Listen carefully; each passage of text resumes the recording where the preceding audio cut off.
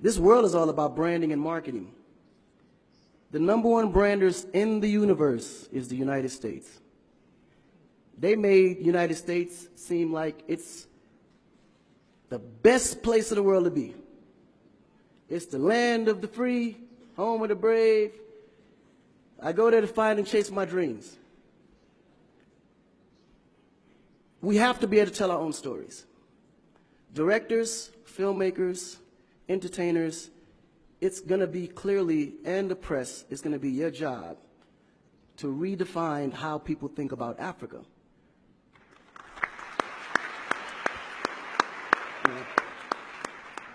Because you're here, you see what's going on. You clearly can see in a vivid picture the good, the bad, and the ugly. What you choose to put out there is what the world is going to get. Because I can tell you right now, in Chicago alone, there's more people dying in Chicago than there was in the war in Iraq. But you would never see that. There's a lot of things that's happening in the U.S. that you would never see because they choose to show you what they want you to see for. Yeah. It's about country integrity. You have a certain reputation you have to keep. No one puts their family business out into the street. One of the problems we have in Africa is that when something happens, the press is quick to put out negative energy and quick to put out a negative story. And then that story goes on to internet and other broadcasting systems take it and they post it. So when you look at places like Kenya, for instance, that I know of, maybe what, 2 terrorist attacks? But it was everywhere.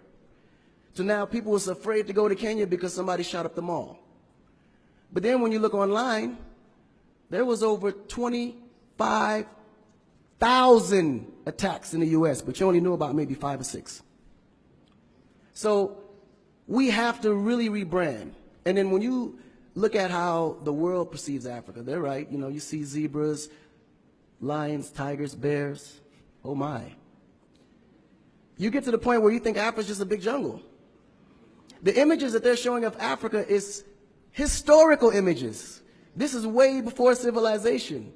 This is when they were still, you know, battling with spears, like times of Shaka Zulu. No, I'm serious. But then when you look at the U.S., they're showing Superman, Batman, you know? Where is our Superman? Where is our, like, Shaka Zulu should be a superhero today. Really. So we have to tell our own stories. I mean, even Jesus is white. And you believe it. But it's okay because how you were framed, if you taught something from the day you were born, and your mother taught you that, your father taught you that, it's real. You never look at your mom and your dad as liars.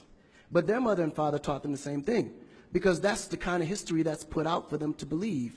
Our history books in the U.S. is all white American history, culture that's been borrowed from other nations. But Africa have to teach the same history of our ancestors, the great things that they have accomplished. You know? And it's going to be the jobs of directors like yourself, filmmakers like yourself, to narrate that story. How do we want to be perceived? How do we want that story to be narrated to the rest of the world? This younger generation, we kind of figured it out. Because now, when you look at hip-hop in America, every rapper is rich. Gold chains, Bentleys, nice girls by the pool with bathing suits in his big mansion. And then, when the video's over, they get on their phone and call an Uber. They don't even come in the Bentley that you just saw in the TV. But you go to Nigeria, we got Wizkid, Davido, P-Square, all these guys driving a Bentley, Mercedes. They actually own those cars. That's the difference. But if we don't translate that, they will never know. They think we're going to leave the shoot and go home on a horse or a zebra. Because that's what they know. This is why African Americans are so afraid of Africa. You mention Africa, they start shaking. There's so much fear. They don't know how to translate that. It was just recent that people are now saying, yeah, man, you know what? I rock with Africans, man. You know what I'm saying? I want to do some collaborations, man. Yo, man, I need an Afrobeat remix, you know what I'm saying? But before, they'd be like, man, I don't know that dude. I'm not putting him on my record. So the younger generation is slowly understanding how you have to rebrand the culture, because the culture has adapted. They've actually took everything that we've created and made it look better.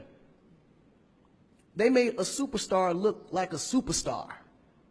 When I look on TV and I see our biggest entertainers, they don't look like stars. That's why you can't really respect the entertainer. If a politician saw a singer, he'd just be like, oh, he's just a local singer. But if he go to that local singer's performance, he may sell out the stadium because he has a huge influence, but the image is not there. So we have to take the image as a huge accountability for ourselves and realize that Africa really does have a reputation. But if we allow our stories to be told, our stories will be told according to their agenda on what they need to be able to benefit from Africa. So we have to tell our story so we can be able to understand how we can utilize that story to benefit for our agenda. You know? So in closing, this job is for the entertainers, the filmmakers, the reporters, and anyone that creates content. We have to rebrand. And we have to rebrand it in the way that we see it and tell the story to where they can understand it, feel comfortable, and want to come here and invest. Right? To add to what Akon